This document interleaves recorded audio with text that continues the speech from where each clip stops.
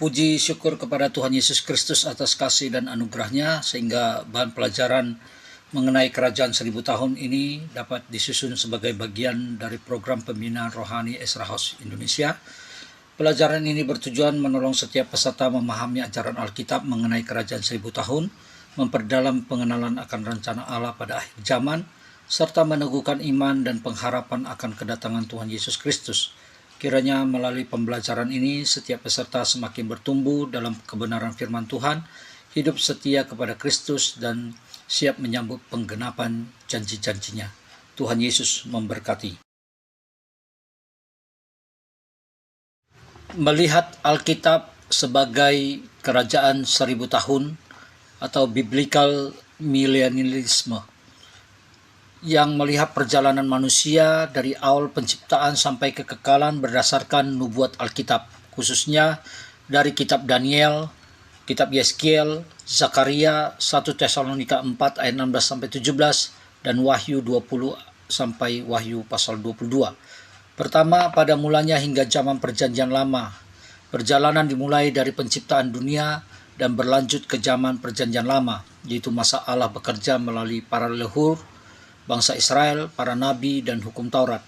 Selama masa ini, orang-orang yang hidup benar dan percaya kepada Allah akan masuk ke tempat peristirahatan yang disebut Firdaus setelah mereka meninggal, yang disebut orang-orang kudus, menantikan kebangkitan mereka pada waktu yang telah ditetapkan Allah.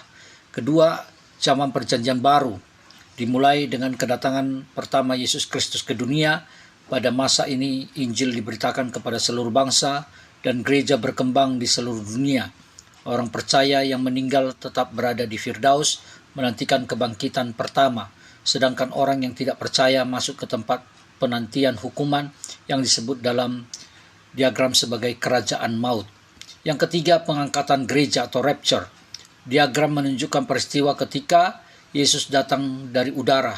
Peristiwa ini mengacu pada 1 Tesalonika 4 ayat 16-17. Orang percaya yang sudah meninggal dibangkitkan terlebih dahulu, kemudian orang percaya yang masih hidup diubahkan dan diangkat untuk bertemu Tuhan di awan-awan. Inilah yang disebut kebangkitan pertama. Kebangkitan ini hanya untuk orang-orang yang menjadi milik Kristus. Yang keempat, kesukaran besar atau disebut dengan tribulasi. Setelah pengangkatan, dunia memasuki masa kesukaran besar. Masa ini berlangsung selama 7 tahun, ditandai dengan munculnya antikristus, munculnya penganiayaan terhadap umat Allah, dan munculnya penghakiman Allah atas dunia. Diagram membaginya menjadi 3,5 tahun pertama dan 3,5 tahun terakhir.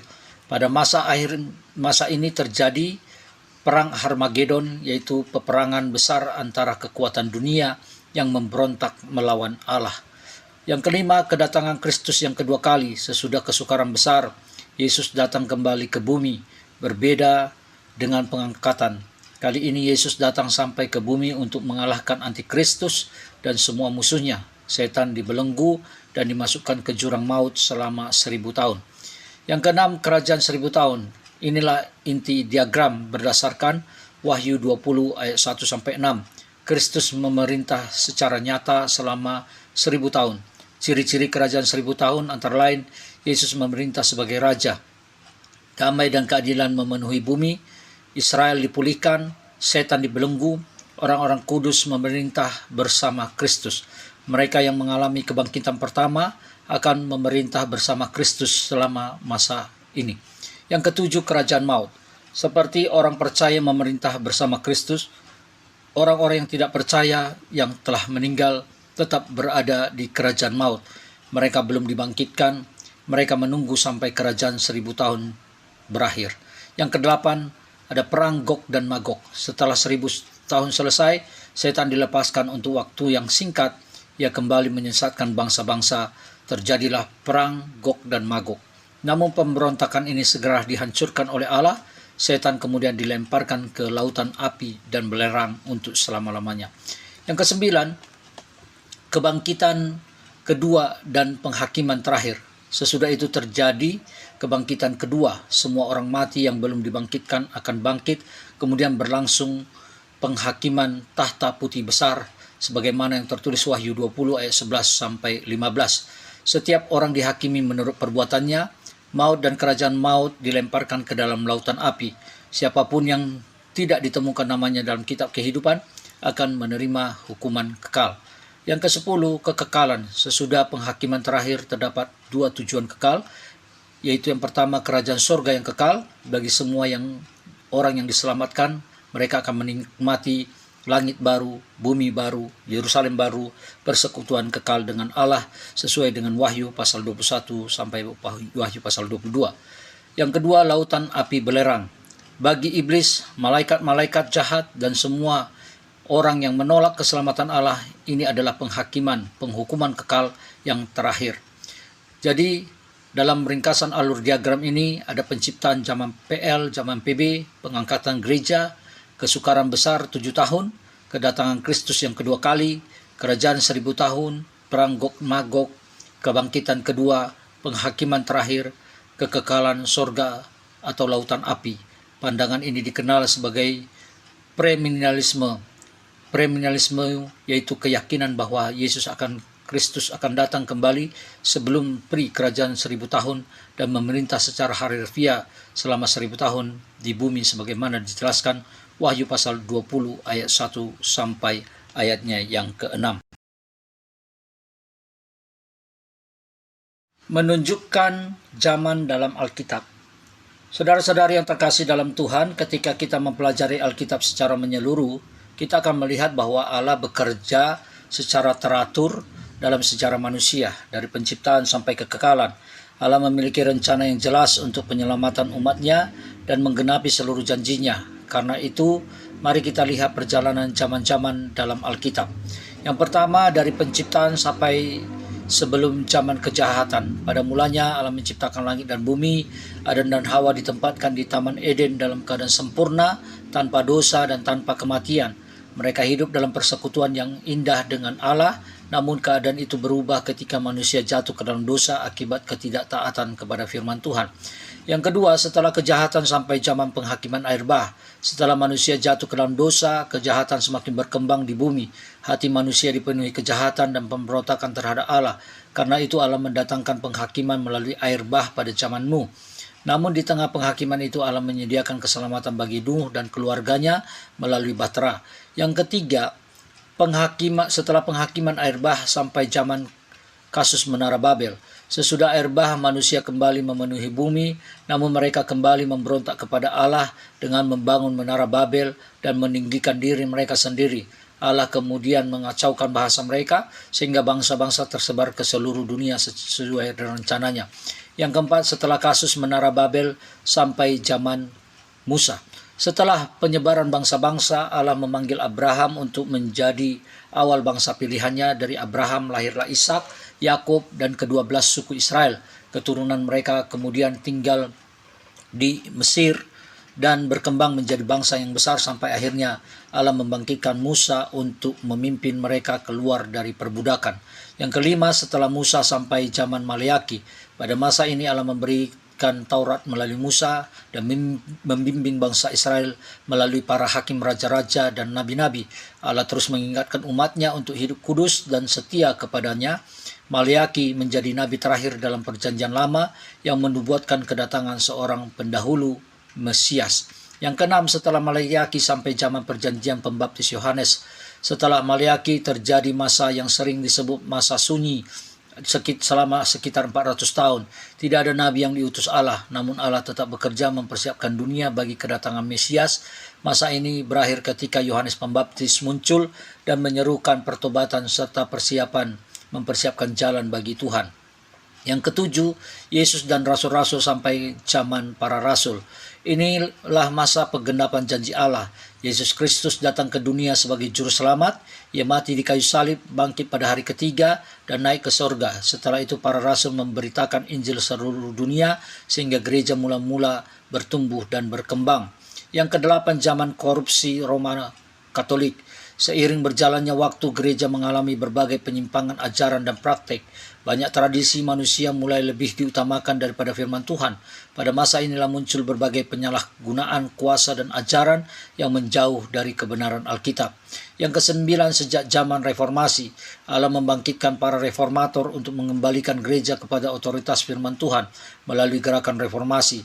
Kebenaran mengenai keselamatan oleh iman kembali ditegaskan Alkitab, diterjemahkan ke berbagai bahasa sehingga semakin banyak orang dapat mempelajari firman Tuhan secara langsung. Yang kesepuluh, zaman kesengsaraan, kesesatan dan perubahan. Menjelang akhir zaman, Alkitab meningkatkan kesesatan, kemurtatan, peperangan, bencana dan berbagai perubahan dunia. Banyak orang akan lebih mencintai dunia daripada Allah. Namun Injil tetap diberitakan ke seluruh bangsa sebagai kesaksian sebelum akhir tiba. Yang ke-11, dari zaman kesengsaraan dan penderitaan sampai saat pengangkatan. Gereja hidup di tengah berbagai tantangan, penganiayaan, dan penderitaan. Namun orang percaya memiliki pengharapan bahwa suatu hari Tuhan Yesus akan datang menjemput umatnya. Pada saat pengangkatan, orang percaya yang telah meninggal akan dibangkitkan dan yang masih hidup akan diubah untuk bertemu Tuhan. Yang ke-12, zaman kerajaan 1000 tahun, milenium. Setelah kedatangan Kristus yang kedua, Tuhan akan mendirikan kerajaan 1000 tahun sebagaimana dinubuatkan dalam Wahyu pasal 20. Kristus akan memerintah sebagai raja yang adil dan benar. Damai sejahtera memenuhi bumi dan orang-orang kudus memerintah bersamanya selama 1000 tahun. Yang ke-13, penghakiman terakhir dan surga yang kekal.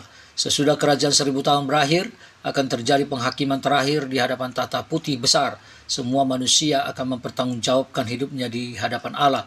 Setelah itu Allah menciptakan langit baru dan bumi baru. Orang yang diselamatkan akan hidup bersama Tuhan dalam surga yang kekal, menikmati kemuliaan dan hadiratnya selama-lamanya. Saudara-saudari, ketika kita melihat seluruh perjalanan zaman dalam Alkitab, kita menyadari bahwa sejarah bukanlah sesuatu yang berjalan tanpa tujuan. Allah memegang kendali dari awal hingga akhir, setiap zaman menunjukkan kasih keadilan dan kesetiaannya. Karena itu, marilah kita hidup berjaga-jaga, setia kepada Kristus dan mempersiapkan diri menyambut kedatangannya yang mulia. Sesungguhnya aku akan datang segera. Wahyu pasal 20 ayat 20. Amin.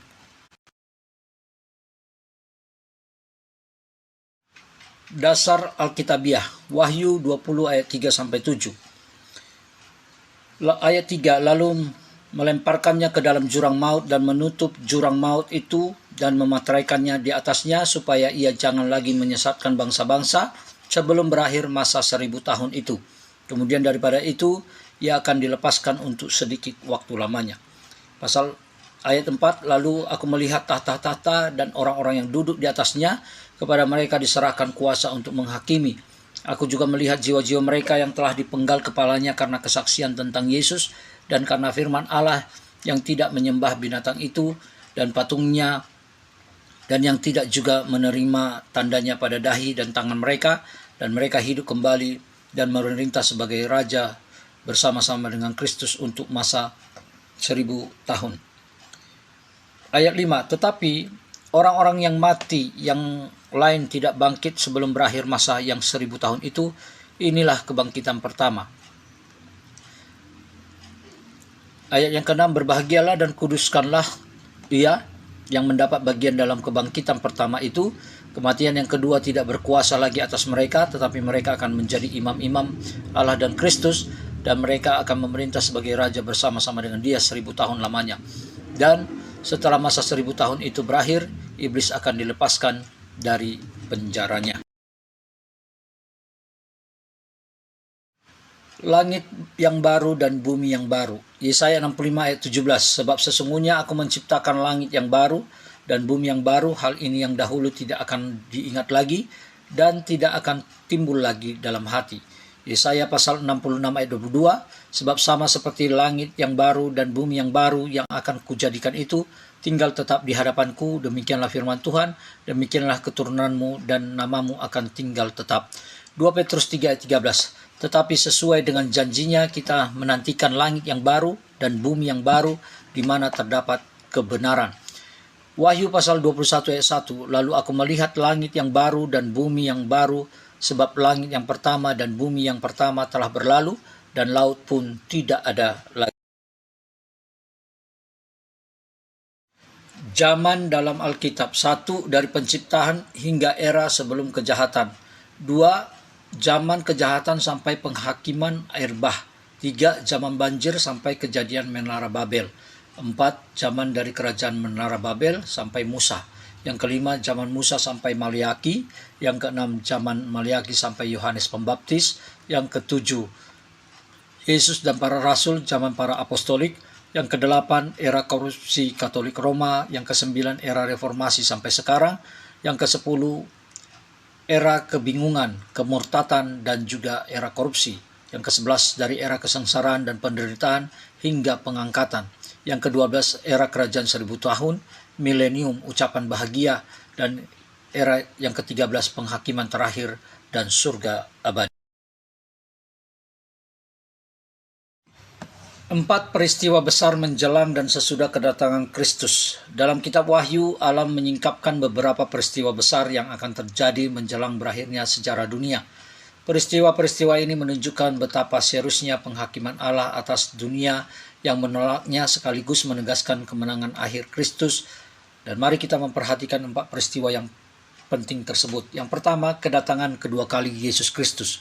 Wahyu 6 ayat 7-8. Materai keempat, ketika anak domba membuka materai keempat, Yohanes melihat kuda hijau kuning, penunggangnya bernama Maut, dan kerajaan Maut mengikutinya. Dan kepada mereka diberikan kuasa atas seperempat dari bumi untuk membunuh dengan pedang, kelaparan, penyakit sampar, dan binatang-binatang buas di bumi. Pada masa itu terjadi penghakiman besar yang mengakibatkan seperempat penduduk bumi mati. Ini merupakan bagian dari awal masa kesengsaraan yang menunjukkan bahwa dunia sedang bergerak menuju penghakiman Allah yang besar. Peristiwa ini menjadi peringatan bahwa manusia tidak dapat terus hidup dalam dosa tanpa mempertanggungjawabkan kepada Allah. Jumlah korban, seperempat penduduk bumi meninggal. Yang kedua, perang di Sungai Efrat. Dalam Wahyu 9 ayat 13-21, sangkakala ke-6. Ketika malaikat meniupkan sangkakala 6, 4 malaikat yang terikat di Sungai Efrat dilepaskan. Mereka memimpin pasukan yang sangat besar untuk melaksanakan penghakiman Allah atas dunia yang tidak bertobat. Firman Tuhan mengatakan, maka terbunuhlah sepertiga dari umat manusia. Jika sebelumnya seperempat manusia telah mati pada materai keempat, kini penghakiman berlanjut sehingga sepertiga manusia yang masih hidup juga dibinasakan. Meskipun demikian, banyak orang tetap tidak mau bertobat dan penyembahan berhala dan kejahatan mereka. Jumlah korban sepertiga penduduk bumi mati. Yang ketiga, perang Harmagedon. Wahyu pasal 16 ayat 12-16, cawan ke-6. Pada pencurahan cawan murka yang ke-6, Sungai Efrat dikeringkan untuk mempersiapkan jalan bagi raja-raja dari timur. Roh-roh jahat mengumpulkan para pemimpin dunia untuk berperang melawan Allah. Tempat berkumpulnya pasukan dunia ini disebut Harmagedon. Perang ini merupakan puncak pemberontakan manusia terhadap Allah. Namun sebelum peperangan itu benar-benar berlangsung, Tuhan Yesus Kristus datang kembali dalam kemuliaannya. Kristus menghancurkan antikristus, nabi palsu, dan seluruh pasukan yang melawannya. Perang Harmagedon bukanlah kemenangan manusia atas Allah, melainkan kemenangan mutlak Kristus atas semua musuhnya. Yang keempat, perang Gog dan Magog. Wahyu pasal 20 ayat 7-10. Setelah kerajaan 1000 tahun berakhir, setan yang selama 1000 tahun dibelenggu di jurang maut dilepaskan untuk waktu yang singkat. Ia kembali menyesatkan bangsa-bangsa di seluruh dunia yang disebut Gog dan Magog. Mereka berkumpul untuk mengepung umat Allah dan kota yang dikasihnya. Namun peperangan ini berlangsung sangat singkat. Firman Tuhan mengatakan, maka turunlah api dari langit menghanguskan mereka. Setelah itu setan dilemparkan ke dalam lautan api dan belerang untuk selama-lamanya. Ini merupakan pemberontakan terakhir dalam sejarah manusia sebelum penghakiman tahta putih yang besar. Jadi ringkasan 4 peristiwa besar. Peristiwa materai keempat, Wahyu 6 sampai ayat 7-8, bahwa di sana seperempat manusia mati. Yang kedua, peristiwa perang Efrat, Wahyu 9 ayat 13-21, sepertiga manusia mati. Dan kemudian ada perang Harmagedon, Wahyu 16 ayat 12-16, bangsa-bangsa berkumpul melawan Kristus. Dan Gog dan Magog, Wahyu pasal 20 ayat 7-10, pemberontakan terakhir setelah milenium. Keempat peristiwa ini menunjukkan bahwa sejarah dunia bergerak menuju penggenapan rencana Allah. Di tengah penghakiman yang dahsyat. Allah tetap memberikan kesempatan bagi manusia untuk bertobat dan percaya kepada Kristus. Pada akhirnya, Yesus Kristus akan menang sepenuhnya atas dosa, setan dan maut, lalu mendirikan kerajaannya yang kekal. Kerajaan dunia telah menjadi kerajaan Tuhan kita dan Dia yang diurapinya, dan Ia akan memerintah sebagai Raja sampai selama-lamanya. Wahyu 11 ayat 15. Amin. Wahyu bagi orang Yahudi masa 1000 tahun. Pertama, 1000 tahun adalah era bagi orang Yahudi. Yang kedua, 1000 tahun adalah era bagi pemeluk agama lain. Yang ketiga, dalam 1000 tahun ini, agama-agama sesat dan agama-agama semua akan hilang. Yang keempat, 1000 tahun akan menjadi kesempatan terakhir untuk keselamatan. Dan yang kelima, 1000 tahun akan terjadi di langit baru dan bumi baru. Yang keenam, 1000 tahun dimulai dengan pembaharuan segala sesuatu. Yang ketujuh, 1000 tahun datang setelah pengangkatan. Dan yang kedelapan, 1000 tahun akan berkembang sebagai dunia tanpa iblis. Yang kesembilan, 1000 tahun adalah dunia tanpa bahaya atau bahaya. Yang ke-10, pada 1000 tahun ini perdamaian tercipta di Yerusalem. Dan yang ke-11, 1000 tahun sebenarnya berlangsung selama 1000 tahun. Yang ke-12, setelah 1000 tahun akan terjadi penghakiman besar. Dan yang ke-13, di 1000 tahun manusia akan hidup ratusan tahun. Dan yang ke-14, 1000 tahun akan menjadi kehidupan yang sangat diberkati. Yang ke-15, adanya keharmonisan di antara hewan dan manusia. Pertobatan Yahudi.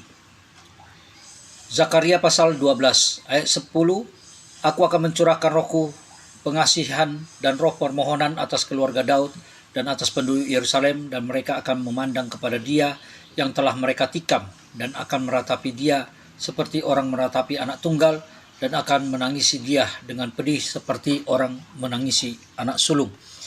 Pertobatan seperti ini belum pernah terjadi sejak keluar dari Mesir, tetapi akan tiba saatnya mereka akan memandang Dia, yaitu Yesus yang telah mereka tikam.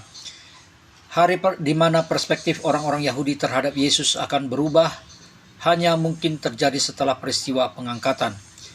Ayat yang ke-11, pada waktu itu ratapan di Yerusalem akan sama besarnya dengan ratapan atas Hadad Rimon di lembah Megiddo. Ayat 12, negeri itu akan meratap setiap kaum keluarga tersendiri, kaum keluarga keturunan Daud tersendiri, dan istri mereka tersendiri. Lalu kaum keluarga keturunan Nathan tersendiri, dan istri mereka tersendiri. Ayat 13, kaum keluarga keturunan Lewi tersendiri dan istri mereka tersendiri, kaum keluarga Simei tersendiri dan istri mereka tersendiri. Ayat 14, juga segala kaum keluarga yang masih tinggal, setiap kaum keluarga tersendiri dan istri mereka tersendiri. Duka ini akan seperti saat Raja Yosia meninggal. Duka Hadad Rimon identik dengan duka Yahudi. Sumber perdamaian terbuka. Zakaria pasal 13 ayat 1 dan 2. Pada waktu itu akan terbuka suatu sumber bagi keluarga Daud dan bagi penduduk Yerusalem untuk membasmi dosa dan kecemaran. Maka pada waktu itu, demikianlah firman Tuhan semesta alam, Aku akan melenyapkan nama-nama berhala dari negeri itu, sehingga orang tidak menyebutnya lagi. Juga para nabi dan roh najis atau setan akan kusingkirkan dari negeri itu. 1. Orang-orang Yahudi akan percaya kepada Juru Selamat Yesus. 2. Nama-nama berhala akan hilang selamanya. 3. Nabi-nabi palsu juga akan hilang selamanya. 4. Bahkan roh jahat pun akan lenyap dari bumi ini. Jurang maut, dalam singularitas disebut roh najis atau hautom et trua.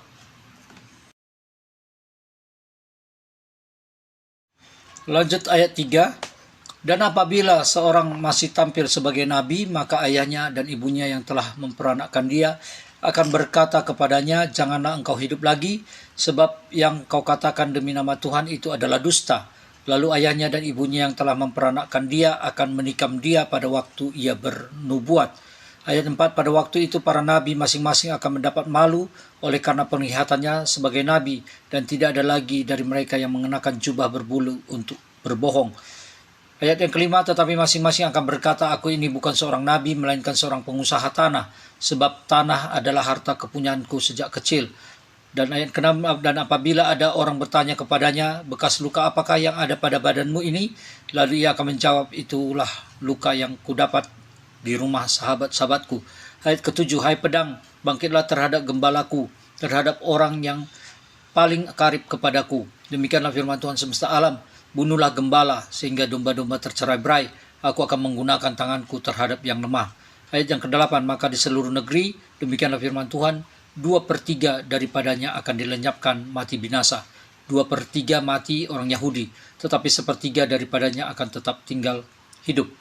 Ayat yang ke-9, aku akan menaruh yang 1/3 itu dalam api dan akan memurnikan mereka seperti orang memurnikan perak. Aku akan menguji mereka seperti orang menguji emas. Mereka akan memanggil namaku dan aku akan menjawab mereka. Aku akan berkata mereka adalah umatku dan mereka akan menjawab Tuhan adalah Allahku. Dari orang-orang Yahudi yang membunuh Yesus, 2/3-nya akan dibunuh dan 1/3-nya akan tetap tinggal dan dimurnikan seperti perak dan emas. Di antara mereka, orang-orang yang tetap tinggal dan telah dimurnikan akan disebut umat Tuhan. Ini adalah nubuatan dari kedatangan Yesus yang pertama. Bangsa Yahudi di akhir zaman, Zakaria pasal 14, pasal 1-3. Yang pertama, harta dijarah. Kedua, umat manusia terpecah belah. Yang ketiga, bangsa-bangsa akan berperang melawan Yerusalem. Yang keempat, para wanita akan dikritik. Yang kelima, separuh penduduknya ditawan. Yang keenam, Allah menyebabkan bangsa-bangsa dikalahkan. Pasal 4 dan pasal 5. Yang pertama, Kristus datang ke Bukit Zaitun. Yang kedua, dia datang bersama semua orang kudus. Yang ketiga, ini terjadi segera setelah pertemuan dengan orang-orang kudus di udara setelah pengangkatan. Yang keempat, Bukit Zaitun terbelah hingga mencapai Aser di utara. Yang kelima, orang Yahudi memulai mengakui Yesus sebagai Mesias. Dan keenam, dia menjadikan Yerusalem kota seperti ibu kota dunia. Pasal 6-8, yang pertama, Tuhan menciptakan langit baru dan bumi baru. Yang kedua, air kehidupan memancar dari Yerusalem. Yang ketiga, separuh sungai air kehidupan mengalir ke laut timur dan separuh lagi mengalir ke laut barat. Yang keempat, mengalir pada musim panas dan musim dingin. Yang kelima, matahari dan bulan akan berubah. Yang keenam, Tuhan akan menjadikan segala sesuatu baru. Yang ketujuh, milenium akan dimulai. Yang kedelapan, umur seseorang seperti umur pohon. Yesaya pasal 65. Pasal 9 ayat ke-11. Yang pertama, Yehuwa adalah Raja dunia. Yang kedua, pada hari itu seluruh manusia di dunia hanya akan beribadah kepada Tuhan. Yang ketiga, Yerusalem akan ditinggalkan dan berada pada tempat semula. Yang keempat, Yerusalem akhirnya menjadi kota yang damai. Yang kelima, Yerusalem menjadi tempat pemerasan anggur raja. Yang keenam, semua agama di dunia akan lenyap. Dan yang ketujuh, semua bangsa di dunia akan menyembah Tuhan. Pasal 12 sampai pasal 15. Yang pertama, mereka yang menyerang Yerusalem dikalahkan. Yang kedua, perang itu adalah perang yang campur tangan Tuhan. Yang ketiga, mayat orang yang berdiri membusuk. Yang keempat, mata orang yang membusuk di lubangnya. Yang kelima, lidah manusia membusuk di mulutnya. Yang keenam, bencana yang sama juga akan menimpa binatang. Yang ketujuh, kekayaan dan harta segala bangsa akan dikumpulkan. Selanjutnya, pasal 16-19. Yang pertama, pada masa kesuruhan besar, umat sisa dan seluruh dunia akan merayakan hari raya Penduduk Daun. Yang kedua, orang-orang di seluruh dunia akan beribadah kepada Tuhan. Yang ketiga, jika kamu tidak datang ke Yerusalem dan beribadah kepada Allah, maka tidak akan turun hujan. Yang keempat, bangsa manapun yang tidak datang untuk merayakan hari raya Penduduk Daun akan dihukum. Yang kelima, hari raya terpenting pada masa kerajaan milenial adalah hari raya Penduduk Daun. Yang keenam, kami akan datang ke Yerusalem pada hari raya Penduduk Daun, mempelajari Alkitab dan kemudian kembali. Pasal 20-21. Pada hari itu bahkan sampai lonceng kuda, et kodas la Jehovah. Yang kedua, setiap periuk di rumah Tuhan harus disucikan. Yang ketiga, semua benda akan menjadi suci. Yang keempat, tidak akan ada lagi orang Kanaan di rumah Tuhan. Yang kelima, hari ini akan berlangsung selama 1000 tahun. Yang keenam, era ini akan disebut milenial terberkati. Yang ketujuh, orang yang meninggal pada umur 100 tahun disebut anak-anak. Yang kedelapan, orang yang meninggal sebelum umur 100 tahun disebut orang yang terlaknat.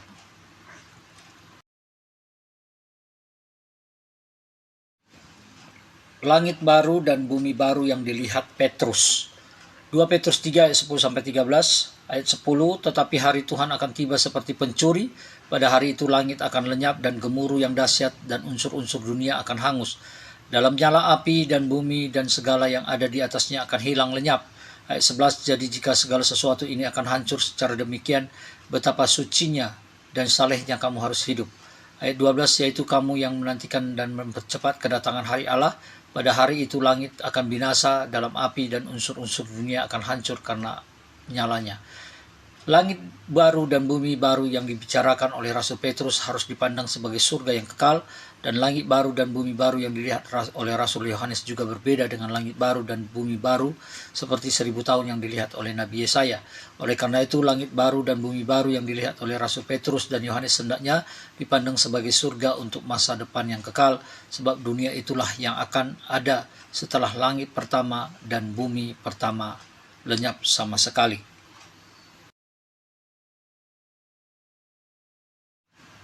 Penglihatan Rasul Yohanes, langit dan bumi yang baru. Wahyu 21 ayat 1, lalu aku melihat langit yang baru dan bumi yang baru, sebab langit yang pertama dan bumi yang pertama telah berlalu, dan laut pun tidak ada lagi. Pasal 21 ayat 2, dan aku melihat kota yang kudus, Yerusalem baru, turun dari sorga, dan Allah yang berhias bagaikan pengantin perempuan yang berdandan untuk suaminya. Yohanes melihat Yerusalem baru turun ke langit baru dan bumi baru. Yohanes menerima wahyu yang sangat spesifik dan mencatat semua konsep yang tersebar samar-samar, dan sebagian dicatat dalam Injil dan surat Perjanjian Lama dan Baru.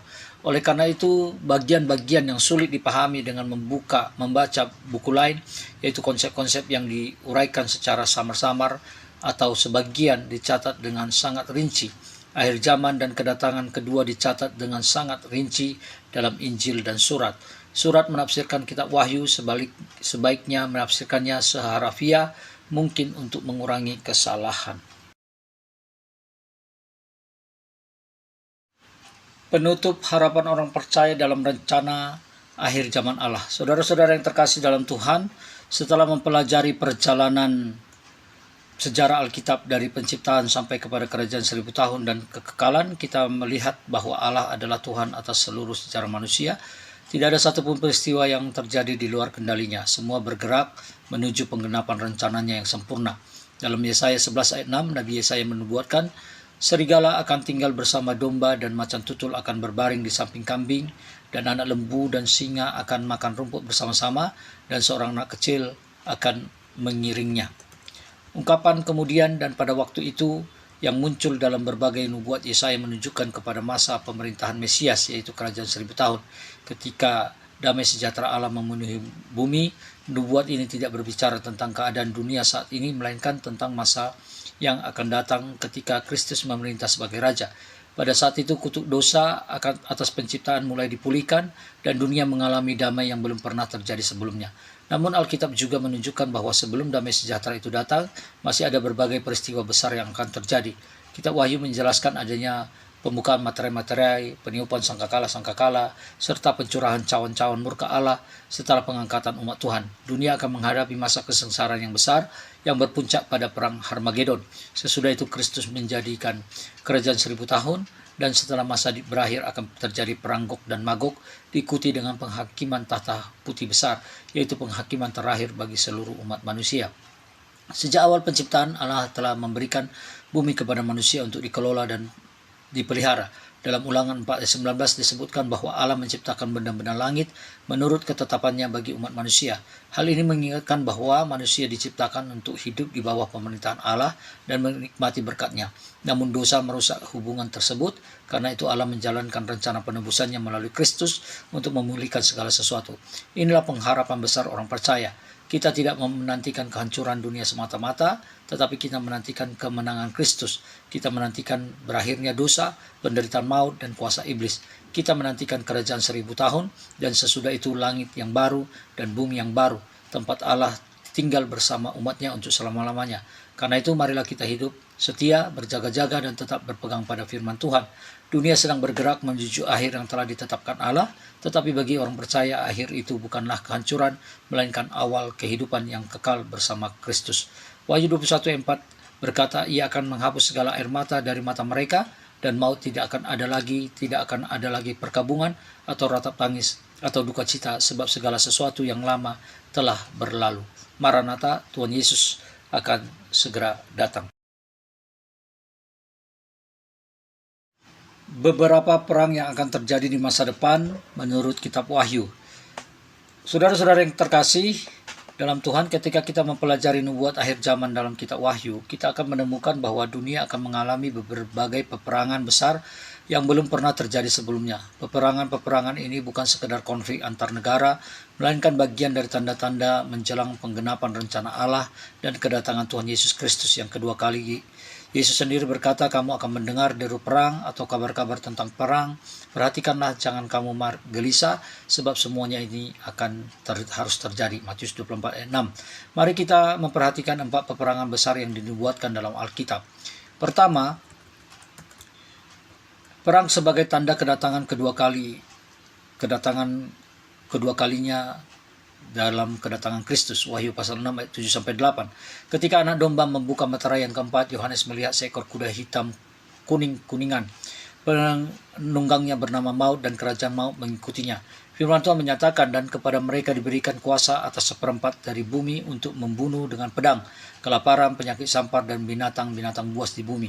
Ini merupakan salah satu penghakiman awal dalam masa kesengsaraan besar. Peperangan, kelaparan, dan berbagai bencana dan mengakibatkan kematian dan jumlah yang sangat besar. Jika dikaitkan dengan jumlah penduduk dunia modern, korban dapat mencapai miliaran jiwa. Peristiwa ini menunjukkan bahwa dunia sedang memasuki masa penghakiman Allah dan menjadi salah satu tanda bahwa kedatangan Kristus semakin dekat. Pelajaran rohaninya adalah bahwa ketika dunia semakin dipenuhi peperangan dan ketidakstabilan, orang percaya dipanggil untuk tetap teguh dalam iman dan berharap kepada Tuhan. Yang kedua, perang Efrat. Wahyu pasal 9 ayat 13-21. Ketika malaikat meniup sangkakala ke-6, 4 malaikat yang terikat di sungai Efrat dilepaskan untuk melaksanakan penghakiman Allah. Yohanes melihat pasukan berkuda yang jumlahnya sangat besar. Jumlah tentara itu 20.000 laksa. Artinya sekitar 200 juta pasukan berkuda. Perang ini begitu dahsyat sehingga 1/3 dari umat manusia dibunuh. Ini merupakan salah satu peperangan terbesar dalam sejarah manusia. Walaupun manusia melihat dahsyatnya hukuman Allah, banyak yang tetap tidak mau bertobat dan terus hidup dalam penyembahan berhala serta kejahatan. Apa yang kita dapat? Hati yang keras dapat tetap menolak Allah bahkan ketika penghakimannya dinyatakan dengan jelas. Karena itu pertobatan harus dilakukan hari ini, bukan menunggu esok. Yang ketiga, peperangan Harmagedon. Wahyu pasal 16 ayat 12-16. Ketika cawan murka Allah yang ke-6 dicurahkan, sungai Efrat dikeringkan, roh jahat mengumpulkan para raja dunia untuk berperang melawan Allah. Tempat berkumpulnya pasukan dunia itu disebut Harmagedon. Perang ini menjadi puncak pemberontakan manusia terhadap pemerintahan Allah. Bangsa-bangsa berkumpul dengan kesombongan mereka untuk melawan Tuhan yang diurapinya. Pada masa itu sistem dunia yang digambarkan sebagai Babel mengalami kejatuhan. Kekacauan besar terjadi di bumi, gunung-gunung bergoncang, pulau-pulau lenyap dari pandangan, dan seluruh dunia mengalami penghakiman yang dahsyat. Namun peperangan ini berakhir dalam kemenangan mutlak Tuhan Yesus Kristus yang datang sebagai Raja segala Raja dan Tuhan segala Tuhan.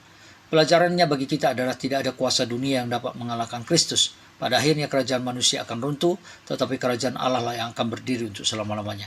Yang keempat, perang Gog dan Magog. Wahyu pasal 20 ayat 7 sampai ayatnya yang ke-8. Setelah kerajaan 1000 tahun berakhir, setan yang selama ini dibelenggu jurang maut dilepaskan untuk waktu yang singkat.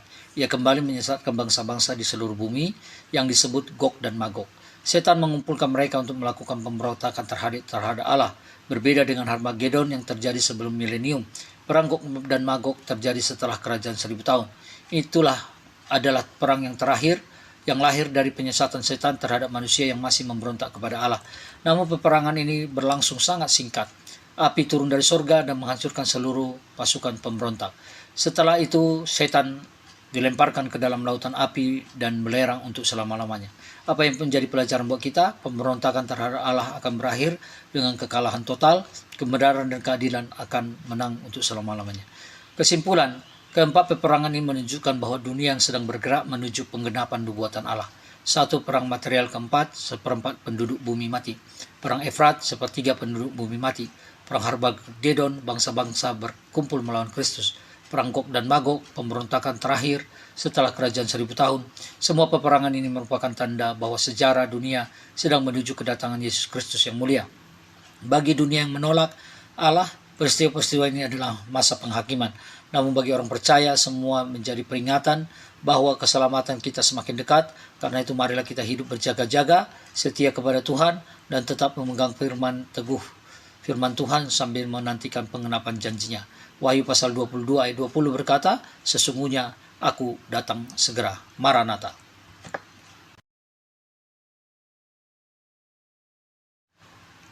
Gog dan Magog dalam nubuat Alkitab. Saudara-saudara yang kasih dalam Tuhan, ketika mempelajari nubuatan akhir zaman, kita sering menemukan nama Gog dan Magog.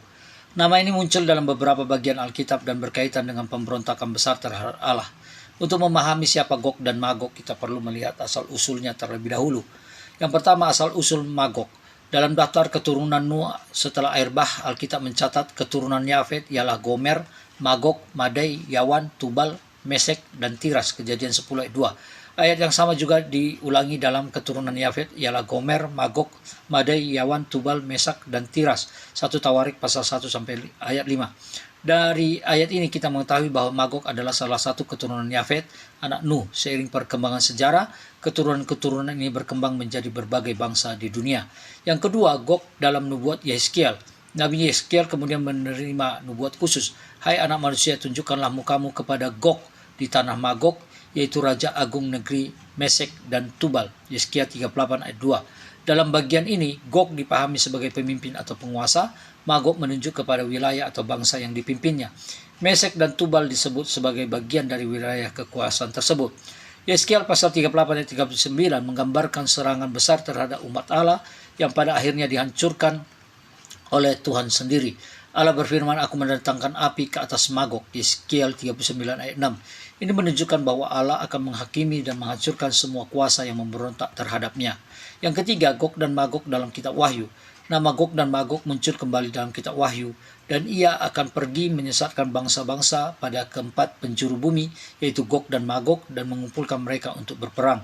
Wahyu 20 ayat 8. Di sini, Gog dan Magog menjadi penggambaran bangsa-bangsa di seluruh dunia yang dipengaruhi oleh iblis untuk melakukan pemberontakan terhadap Allah. Jumlah mereka digambarkan sebanyak pasir di laut, artinya sangat banyak dan berasal dari berbagai bangsa. Yang keempat, kapan perang Gog dan Magog terjadi? Menurut Wahyu 20, perang ini terjadi setelah kerajaan 1000 tahun. Firman Tuhan berkata, dan setelah masa 1000 tahun itu berakhir, iblis akan dilepaskan dari penjaranya. Wahyu 20 ayat 7. Urutannya adalah Kristus datang kembali. Yang kedua, kerajaan 1000 tahun berlangsung. Ketiga, setan dibelenggu selama 1000 tahun. Yang keempat, setelah 1000 tahun berakhir, setan dilepaskan. Dan yang kelima, setan menyesatkan bangsa-bangsa. Yang keenam, Gog dan Magog dikumpulkan untuk berperang. Yang ketujuh, Allah menghancurkan mereka dengan api dari langit. Yang kedelapan, setan dilemparkan ke lautan api. Yang kesembilan, penghakiman terakhir berlangsung. Yang kelima, apakah Yehezkiel 38 sampai 39 dan Wahyu 20 berbicara tentang perang yang sama? Di kalangan penafsir Alkitab terdapat beberapa pandangan. Pandangan pertama, sebagian berpendapat bahwa Yehezkiel 38 ayat 39 dan Wahyu 20 berbicara mengenai peristiwa yang sama, yaitu pemberontakan terakhir terhadap Allah. Pandangan kedua, sebagian lain berpendapat bahwa Yehezkiel 38 ayat 39 menggambarkan perang yang akan terjadi sebelum atau menjelang kerajaan 1000 tahun. Wahyu 20 ayat 7 sampai 10 menggambarkan perang yang berbeda, yaitu pemberontakan terakhir terhadap setelah kerajaan 1000 tahun. Apapun pandangannya, kedua bagian tersebut memiliki pesan yang sama. Semua kuasa yang melawan Allah pada akhirnya akan dikalahkan. Apa yang menjadi pelajaran rohani buat kita? Perang Gog dan Magog menunjukkan bahwa bahkan setelah 1000 tahun pemerintahan damai Kristus, hati manusia yang tidak diperbaharui tetap dapat memberontak kepada Allah ketika diberi kesempatan. Karena itu keselamatan bukan hanya soal hidup dalam lingkungan yang baik, tetapi tentang memiliki hati yang diubahkan oleh anugerah Tuhan. Gog dan Magog melambangkan kuasa-kuasa dan bangsa-bangsa memberontak terhadap Allah. Setelah kerajaan 1000 tahun, setan akan dilepaskan dan mengumpulkan mereka untuk peperangan terakhir. Namun peperangan ini tidak berakhir dengan kemenangan manusia atau iblis, melainkan kemenangan mutlak Allah. Pada akhirnya, setan dihukum untuk selama-lamanya, kejahatan akan berakhir, penghakiman terakhir dilaksanakan, langit dan bumi baru dinyatakan. Inilah pengharapan yang orang percaya bukan kemenangan peperangan manusia, melainkan kemenangan Yesus Kristus yang memerintah untuk selama-lamanya. Zakaria 14 ayat 9 berkata, Tuhan akan menjadi raja atas seluruh bumi. Maranatha, Tuhan Yesus akan datang segera. Eskatologi Alkitab. Eskatologi sebagaimana disebutkan dalam Alkitab adalah studi teologis yang berhubungan dengan nubuatan tentang akhir sejarah. Dalam Perjanjian Lama, bagian-bagian tentang akhir zaman tersebar dan membingungkan.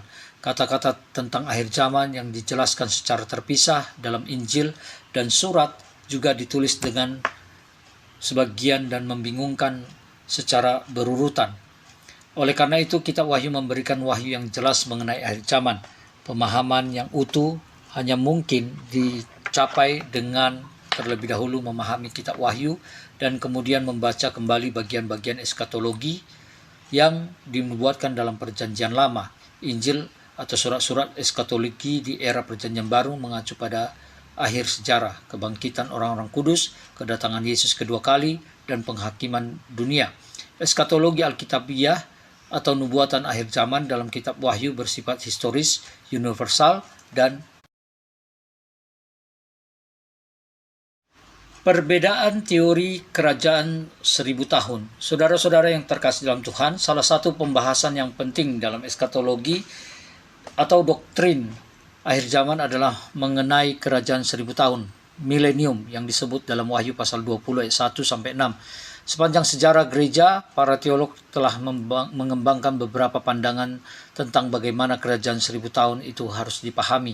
Walaupun terdapat perbedaan penafsiran, semua pandangan tersebut sepakat bahwa Yesus Kristus akan menang atas dosa, atas iblis, dan atas maut, serta akan memerintah untuk selama-lamanya. Mari kita mengenal beberapa pandangan utama mengenai kerajaan 1000 tahun. Yang pertama, premilenialisme atau premilenialism. Pengertian premilenialisme berasal dari kata pre yang berarti sebelum. Pandangan ini mengajarkan bahwa Yesus Kristus datang kembali sebelum kerajaan 1000 tahun. Orang percaya diangkat dan dipersatukan dengan Kristus. Kristus mendirikan kerajaan 1000 tahun secara nyata di bumi. Setelah milenium terjadi penghakiman terakhir. Jadi urutannya gereja, pengangkatan, kesengsaraan besar, kedatangan Kristus, kerajaan 1000 tahun, penghakiman terakhir, lalu kekekalan. Dasar utamanya terdapat dari dasar Wahyu pasal 19, Wahyu pasal 20 ayat 1 sampai 6, Zakaria pasal 14, dan Yesaya pasal 11. Pandangan ini menafsirkan angka 1000 tahun secara harfiah sebagai masa pemerintahan Kristus di bumi. Yang kedua, pandangan postmilenialisme atau postmillenism. Pengertian postmilenialism berasal dari kata post yang berarti sesudah. Pandangan ini mengajarkan bahwa dunia akan semakin dipengaruhi oleh Injil, akan terjadi masa damai dan kebenaran yang panjang yang disebut milenium.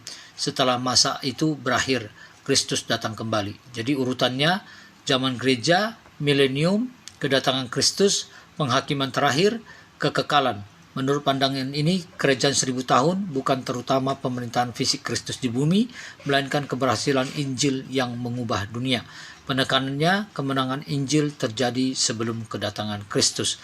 Yang ketiga, pandangan amillennialism atau amillennialisme. Pengertian huruf A berarti tidak atau bukan secara harfiah.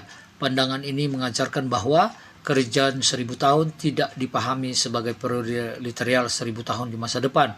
Milenium sedang berlangsung sekarang, yaitu selama zaman gereja. Kristus memerintah dari surga melalui gerejanya. Jadi urutannya zaman gereja, milenium rohani, kedatangan Kristus, kebangkitan rohani, kebangkitan orang mati, penghakiman terakhir, lalu kekekalan. Menurut pandangan ini, angka 1000 dalam Wahyu 20 merupakan simbol kesempurnaan atau periode yang panjang. Jadi penekanannya kerajaan Kristus sudah berlangsung secara rohani saat ini. Yang keempat, pandangan pra-milenium sejarah atau historic premilenialism. Pengertian pandangan ini mirip dengan prealisme, tetapi tidak membedakan secara tajam antara Israel dan gereja. Pandangan ini mengajarkan gereja akan mengalami masa kesengsaraan, Kristus datang kembali setelah masa kesengsaraan, kerajaan 1000 tahun didirikan di bumi. Penekanannya, kerajaan milenium adalah kelanjutan dari sejarah penebusan Allah yang mencapai puncaknya dalam pemerintahan Kristus. Karena itu sering disebut premilenialisme historis. Yang kelima, dispensational premillennialism. Premillennialism dispensasional. Pandangan ini berkembang pada abad ke-19 dan sangat populer di kalangan gereja Injil. Pengertian pandangan ini melihat sejarah manusia dalam beberapa masa atau dispensasi yang berbeda. Banyak pendukungnya menghubungkan sejarah dunia dengan pola 6.000 tahun sejarah manusia diikuti 1.000 tahun pemerintahan Kristus. Sebagaimana Allah menciptakan dunia dalam 6 hari dan beristirahat pada hari ke-7, demikian pula sejarah manusia dipandang menuju hari ke-7, yaitu kerajaan milenium.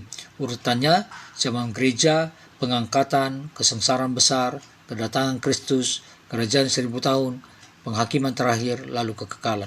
Penekanan, Israel dan gereja memiliki peran yang berbeda dalam rencana Allah. Nubuat tentang Israel akan digenapi secara harafiah. Kerajaan 1000 tahun merupakan pemerintahan Kristus yang nyata di bumi. Jadi perbandingan singkatnya adalah bahwa pandangan pra-milenisme, kedatangan Kristus itu sebelum milenium, mileniumnya harafiah di bumi. Yang kedua, postmilenialisme, kedatangan Kristus itu sesudah milenisme, mileniumnya masa kemenangan Injil. Perbandingan pandangan amilenialisme setelah zaman gereja, kedatangan Kristus, dan milenium simbolis berlangsung sekarang. Dan pandangan pra-milenius sejarah, yaitu kedatangan Kristus sebelum milenium, mileniumnya kerajaan nyata setelah kesengsaraan. Dan yang terakhir adalah pandangan dispensasional premillennialism, yaitu kedatangan Kristus sebelum milenium, dan mileniumnya kerajaan nyata 1000 tahun dengan pemulihan Israel.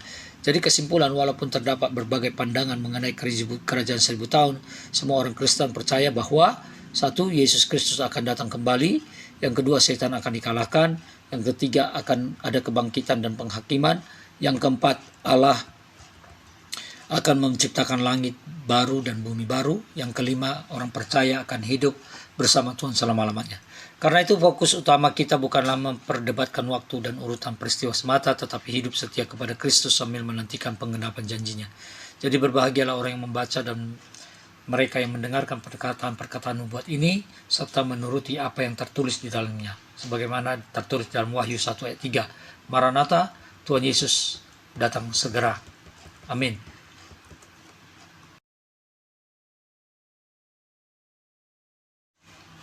Penjelasan diagram prealenisme dispensasional atau dispensational premillennialism.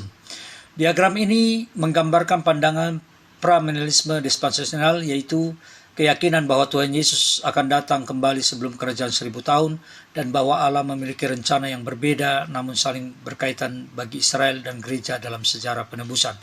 Yang pertama, zaman perjanjian lama, lebih kurang 4000 tahun. Bagian pertama menunjukkan zaman perjanjian lama pada masa Allah bekerja melalui Adam, Nuh, Abraham, Musa, para hakim, raja-raja Israel, dan para nabi. Selama periode ini, Allah mempersiapkan kedatangan Mesias yang dijanjikan. Orang-orang percaya meninggal pada masa ini digambarkan berada di Firdaus menantikan kebangkitan mereka. Yang kedua, zaman perjanjian baru kurang lebih 2000 tahun. Zaman ini dimulai dengan kedatangan pertama Yesus Kristus.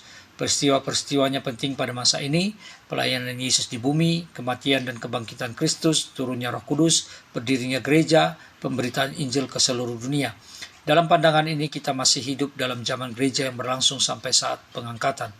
Orang percaya yang meninggal selama masa ini juga berada di Firdaus bersama orang-orang kudus lainnya. Sedangkan orang yang mati tanpa keselamatan berada dalam kerajaan maut menunggu penghakiman terakhir. Yang ketiga, pengangkatan gereja atau rapture. Peristiwa berikutnya adalah pengangkatan pra-kesengsaraan. Diagram di sini menunjukkan panah ke atas menuju Firdaus pada saat orang percaya yang sudah meninggal dibangkitkan, orang percaya yang masih hidup diubah tubuhnya, semua orang percaya bertemu Tuhan di udara. Dasar firman Tuhan Alkitabnya antara lain 1 Tesalonika 4 ayat 16-17, 1 Korintus 15 ayat 51-52. Peristiwa ini terjadi sebelum masa kesengsaraan besar. Yang keempat, pesta pernikahan anak domba. Setelah pengangkatan, umat Tuhan berada bersama Kristus di sorga. Diagram menunjukkan pesta pernikahan mengacu pada Wahyu 19 ayat 7-9. Gereja digambarkan sebagai mempelai Kristus yang dipersatukan dengan sang mempelai pria, yaitu Tuhan Yesus. Ini merupakan masa sukacita dan penghormatan bagi umat yang telah ditebus. Yang kelima, kesengsaraan besar. Sementara gereja berada bersama Kristus, bumi mengalami kesengsaraan besar. Masa ini berlangsung 7 tahun dan ditandai oleh munculnya antikristus, peperangan besar, materai sangkakala dan cawan murka Allah, dan terjadi perang Harmagedon. Ini merupakan masa penghakiman Allah atas dunia yang menolaknya. Yang keenam, tentang kedatangan kedua kalinya Kristus ke bumi. Setelah kesengsaraan besar selesai, Yesus datang kembali ke bumi. Berbeda dengan pengangkatan kali ini, Yesus datang secara nyata ke bumi. Ia datang bersama orang-orang kudusnya, mengalahkan antikristus, menghancurkan musuh-musuhnya, menyelamatkan Israel yang percaya. Peristiwa ini dijelaskan dalam Zakaria 14 dan Wahyu pasal 19. Yang ketujuh, kerajaan 1000 tahun. Setelah kemenangan Kristus, dimulailah kerajaan 1000 tahun dalam Wahyu 20 ayat 1-6. Pada masa ini, Kristus memerintah sebagai Raja, setan dibelenggu, damai sejahtera memenuhi bumi, Israel dipulihkan. Orang-orang kudus memerintah bersama dengan Kristus. Dalam pandangan dispensasional, angka 1000 tahun dipahami secara harafiah. Yang kedelapan, kerajaan maut. Diagram bagian bawah menunjukkan kerajaan maut. Ini adalah tempat sementara bagi orang-orang yang mati tanpa keselamatan. Mereka tetap berada di sana selama kerajaan 1000 tahun berlangsung. Mereka belum menerima hukuman akhir, tetapi menunggu kebangkitan untuk penghakiman. Yang kesembilan, tentang kebangkitan dan penghakiman terakhir. Setelah kerajaan 1000 terakhir, orang-orang mati yang tidak percaya dibangkitkan. Mereka berdiri di hadapan tahta putih besar. Inilah yang disebut penghakiman terakhir, yaitu Wahyu pasal 20 ayat 11-15. Setiap orang dihakimi menurut perbuatannya. Dan yang ke-10, 2 tujuan kekal. Setelah penghakiman terakhir terdapat 2 tujuan kekal. Yang pertama, surga, kehidupan kekal dan kebahagiaan. Bagi mereka yang diselamatkan melalui iman Kristus, mereka akan menikmati langit baru, bumi baru, Yerusalem baru, persekutuan kekal dengan Allah. Tidak ada lagi dosa, tidak ada air mata, penyakit maupun maut. Yang kedua, laut api dan belerang. Bagi iblis, antikristus, nabi palsu, semua yang menolak keselamatan Allah, tempat ini merupakan penghukuman kekal yang terakhir. Jadi ringkasan alur diagram ini, zaman perjanjian lama 4000 tahun, zaman perjanjian baru gereja 2000 tahun, pengangkatan gereja, pesta pernikahan anak domba, kesengsaraan besar, kedatangan Kristus kedua kali, kerajaan 1000 tahun, kebangkitan orang fasik, penghakiman terakhir, surga kekal, dan laut api dan belerang. Jadi kesimpulan pandangan ini, pandangan premilenialisme dispensasional menekankan bahwa sejarah manusia bergerak menuju kedatangan Kristus yang kedua kali. Gereja akan diangkat sebelum masa kesengsaraan, Kristus akan memerintah secara harfiah selama 1000 tahun, dan pada akhirnya seluruh umat manusia akan menghadapi penghakiman. Jadi pesan utama diagram ini adalah bahwa pengharapan orang percaya bukan terletak pada dunia ini, melainkan pada kedatangan Yesus Kristus dan kehidupan kekal bersamanya. Karena itu berjaga-jagalah sebab kamu tidak tahu akan hari maupun akan saatnya. Sebagaimana tertulis Matius 25 ayat 13. Maranatha, Tuhan Yesus datang segera. Penjelasan diagram pasca milenisme atau postmillennialism. Diagram ini menjelaskan pandangan pasca milenialisme atau postmillennialism, yaitu keyakinan bahwa Tuhan Yesus Kristus datang kembali setelah kerajaan 1000 tahun. Kata post berarti sesudah, sehingga fokus utama pandangan ini adalah bahwa dunia akan mengalami masa kemenangan Injil terlebih dahulu sebelum Kristus datang kembali. Pertama, zaman perjanjian lama, kurang lebih 4000 tahun. Bagian pertama menunjukkan zaman perjanjian lama. Pada masa ini Allah bekerja melalui para leluhur Abraham, Ishak dan Yakub, Musa, para hakim, raja-raja Israel dan para nabi. Masa ini berlangsung hingga kedatangan Yesus Kristus sebagai Mesias yang dijanjikan. Orang-orang percaya meninggal pada masa ini digambarkan berada di Firdaus menantikan kebangkitan.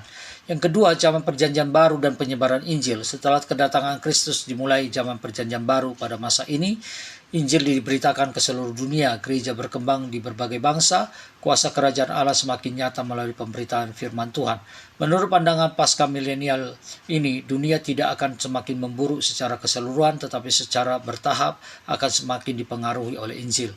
Karena itu pada diagram tertulis zaman perjanjian baru 2000 tahun, plus kerajaan 1000 tahun. Artinya kerajaan 1000 tahun dipandang sebagai hasil kemenangan Injil dalam sejarah manusia.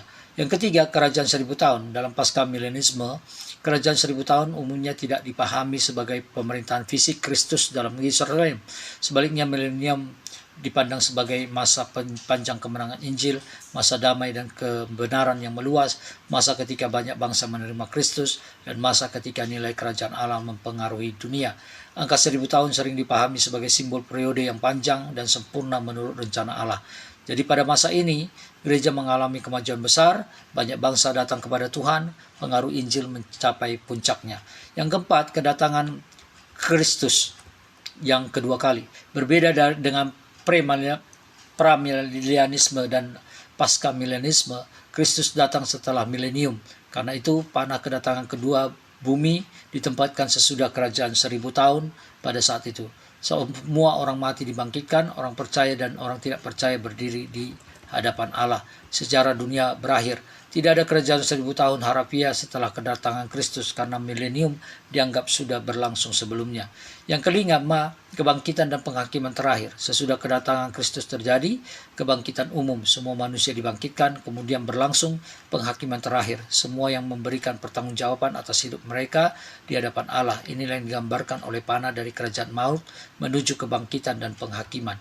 Yang keenam, kerajaan maut. Pada bagian bawah diagram terdapat kerajaan maut tanpa tempat sementara bagi orang yang mati yang belum menerima kebangkitan. Mereka menunggu saat kebangkitan umum dan penghakiman terakhir. Dua tujuan kekal. Setelah penghakiman terakhir terdapat dua tujuan akhir. Yang pertama surga, kehidupan kekal dan kebahagiaan. Orang yang diselamatkan akan masuk ke dalam kehidupan kekal, persekutuan sempurna dengan Allah, langit baru dan bumi baru. Di sana tidak ada lagi dosa, kesedihan, penyakit dan kematian. Yang kedua, laut, api, dan belerang. Orang-orang yang menolak keselamatan Allah akan menghadapi penghakiman kekal. Iblis, malaikat jahat, dan semua yang menolak Kristus akan berada dalam penghukuman yang terakhir. Ciri utama pasca milenisme ini, yang pertama, Kristus datang sesudah milenium. Yang kedua, kerajaan 1000 tahun dipahami sebagai kemenangan Injil dalam sejarah. Yang ketiga, dunia secara umum akan semakin dipengaruhi oleh kerajaan Allah. Dan yang keempat, tidak ada pemisahan tajam antara Israel dan gereja. Yang kelima, kedatangan Kristus diikuti langsung oleh kebangkitan dan penghakiman terakhir. Nah, untuk perbedaan dengan premilenialisme meyakinkan Kristus datang sebelum milenium, sedangkan pasca milenisme Kristus datang sesudah milenium. Premilenialisme, milenium merupakan pemerintahan Kristus di bumi, sementara pasca milenium merupakan kemenangan Injil dalam sejarah. Premilenialisme berkata dunia menuju kesengsaraan besar, sementara pasca milenialisme dunia semakin dipengaruhi oleh Injil. Pandangan premilenialisme, kedatangan Kristus mendahului milenium, sementara pandangan pasca milenialisme, kedatangan Kristus mengakhiri milenium. Jadi kesimpulan menurut pandangan pasca milenialisme ini, kerajaan Allah sedang dan akan terus berkembang melalui pemberitaan Injil sampai mencapai masa kemenangan yang terbesar di dunia. Setelah masa berakhir, Tuhan Yesus datang kembali untuk membangkitkan orang mati, menghakimi dunia dan membawa umat masuk ke dalam kehidupan kekal. Jadi pesan utama pandangan ini adalah optimisme Injil, yaitu keyakinan bahwa kuasa firman Tuhan akan terus bekerja dalam sejarah sampai Allah menggenapi seluruh rencananya. Sebagaimana Yesaya 11 ayat 9 berkata, sebab bumi akan penuh dengan pengetahuan tentang Tuhan seperti air yang menutupi dasar laut. Maranatha. Amin.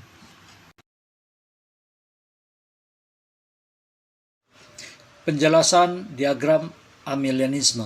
Diagram ini menjelaskan pandangan amilenialisme mengenai akhir zaman. Kata amilenial bukan berarti tidak ada kerajaan Kristus, tetapi berarti bahwa kerajaan 1000 tahun tidak dipahami sebagai pemerintahan harafiah selama 1000 tahun di bumi pada masa depan.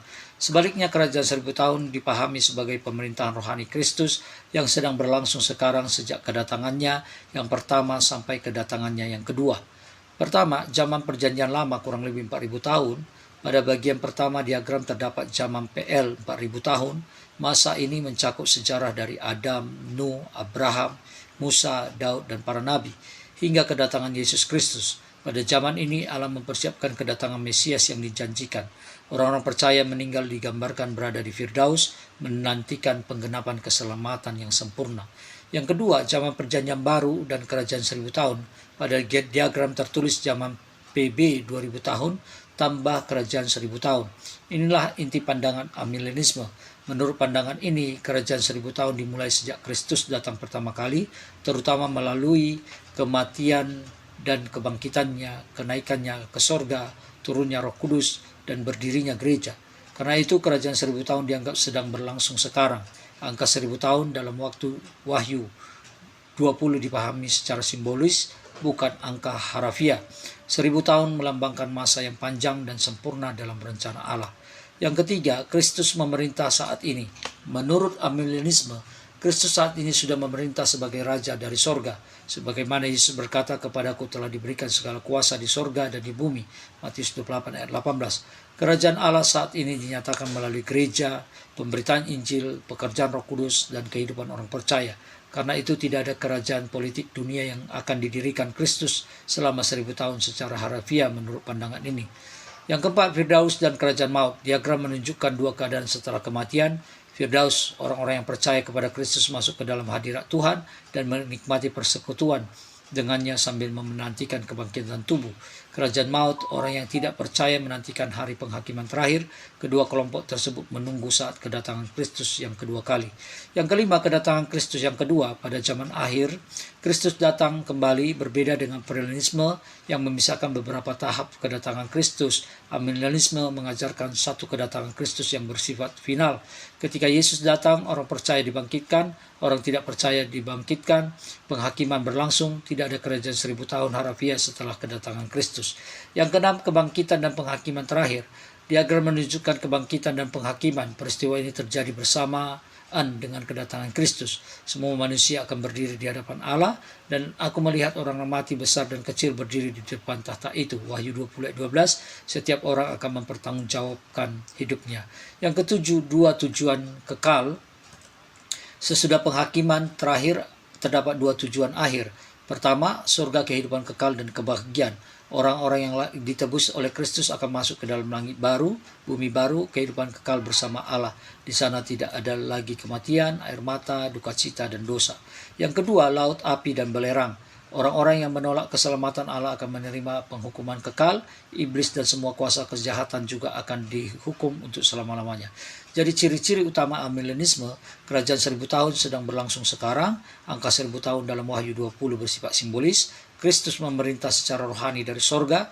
Gereja adalah bagian dari penggenapan kerajaan Allah saat ini, dan kedatangan Kristus diikuti langsung oleh kebangkitan dan penghakiman terakhir. Tidak ada kerajaan 1000 tahun harafiah di bumi setelah Kristus datang. Perbandingan singkat antara premilenisme, paskamilenisme, dan amilenisme. Premilenisme, Kristus datang sebelum milenium. Premilenisme, Kristus datang sesudah milenium. Amilenisme, milenium berlangsung sekarang. Sementara premilenisme memahami milenium harafiah 1000 tahun. Paskamilenisme, milenium adalah kemenangan Injil. Amilenisme, milenium adalah pemerintahan rohani Kristus.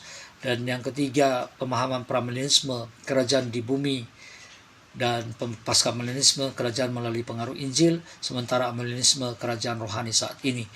Dan premilenisme menganggap dua tahap peristiwa akhir. Paskamilenisme menganggap Kristus datang setelah milenium. Amilenisme, Kristus datang sekali pada akhir zaman. Jadi kesimpulan menurut amilenisme, kerajaan 1000 tahun bukanlah masa pemerintahan politik Kristus yang akan datang di bumi, melainkan pemerintahan rohani Kristus yang sedang berlangsung saat ini melalui gereja dan pekerjaan Roh Kudus. Pada akhir zaman, Kristus akan datang kembali membangkitkan semua orang mati, menghakimi dunia, dan membawa umatnya masuk ke dalam kehidupan kekal. Pesan utama pandangan ini adalah bahwa Kristus adalah memerintah sekarang, dan umatnya percaya dipanggil untuk hidup setia sambil menantikan kedatangannya yang mulia. Matius 6 ayat 10, kerajaanmu datang, kehendakmu jadi di bumi seperti di sorga. Maranatha, Tuhan Yesus datang kembali. Penjelasan diagram pramilenial sejarah atau historic premillennialism. Diagram ini menunjukkan pandangan pramilenial sejarah, yaitu keyakinan bahwa Tuhan Yesus akan datang kembali sebelum kerajaan 1000 tahun. Tetapi berbeda dengan premilenialisme dispensasional karena tidak memisahkan secara tajam antara Israel dan gereja. Dalam pandangan ini, gereja akan mengalami masa kesengsaraan sebelum Kristus datang kembali. Pertama, zaman perjanjian lama, kurang lebih 4.000 tahun. Bagian pertama menunjukkan zaman perjanjian lama 4.000 tahun. Masa ini mencakup sejak Adam dan Hawa, Nuh, Abraham, Musa, Daud, dan juga para nabi, hingga kedatangan Yesus Kristus. Pada masa ini Allah mempersiapkan kedatangan Mesias yang dijanjikan. Orang-orang benar yang meninggal digambarkan berada di Firdaus menantikan kebangkitannya. Yang kedua, zaman perjanjian baru, kurang lebih 2000 tahun. Bagian berikutnya adalah zaman perjanjian baru 2000 tahun, dimulai sejak pelayanan Yesus Kristus, kematian dan kebangkitannya hingga masa gereja sekarang. Pada masa ini, Injil diberitakan ke seluruh dunia. Gereja bertumbuh di tengah penganiayaan dan tantangan. Orang percaya dipanggil untuk setia sampai akhir. Menurut premilenial sejarah, gereja bukan akan diangkat sebelum kesengsaraan, tetapi akan tetap berada di dunia dan melewati masa-masa sulit menjelang kedatangan Kristus. 3. Masa kesengsaraan besar. Setelah zaman gereja datang, kesengsaraan besar. Diagram menunjukkan bahwa gereja melewati masa ini. Pada periode ini terjadi meningkatnya kejahatan, munculnya kuasa antikristus, penganiayaan terhadap orang percaya, berbagai penghakiman Allah atas dunia. Premilenium sejarah percaya bahwa umat Tuhan tetap dipelihara oleh Allah di tengah kesengsaraan meskipun harus menghadapi penderitaan. Sebagaimana Yesus berkata, di dalam dunia kamu menderita penganiayaan, tetapi kuatkanlah hatimu, aku telah mengalahkan dunia. Yohanes 16 ayat 33. Keempat, pertemuan di udara. Setelah masa kesengsaraan berakhir terjadi pertemuan di udara. Peristiwa ini didasarkan pada 1 Tesalonika 4 ayat 16-17. Pada saat itu, orang percaya yang telah meninggal akan dibangkitkan. Orang percaya yang masih hidup diubah. Semua bertemu Tuhan di udara. Namun berbeda dengan pandangan dispensasional, pertemuan ini bukan untuk membawa gereja kembali ke surga selama beberapa tahun. Dalam pandangan premilenial sejarah, umat Tuhan bertemu Kristus di udara dan kemudian menyertainya dalam kedatangannya sebagai Raja ke bumi. Yang kelima, kedatangan Kristus yang kedua kali. Sesudah pertemuan di udara, Kristus datang ke bumi. Ia datang dengan kuasa dan kemuliaan untuk mengalahkan musuh-musuhnya, menghakimi kuasa kejahatan, mengikuti setan, mendirikan pemerintahan Mesias. Inilah alasan pandangan ini disebut premilenial, karena Kristus datang sebelum kerajaan 1000 tahun dimulai. Kerajaan 1000 tahun setelah kedatangan Kristus dimulai kerajaan 1000 tahun, Wahyu pasal 20 ayat 1-6.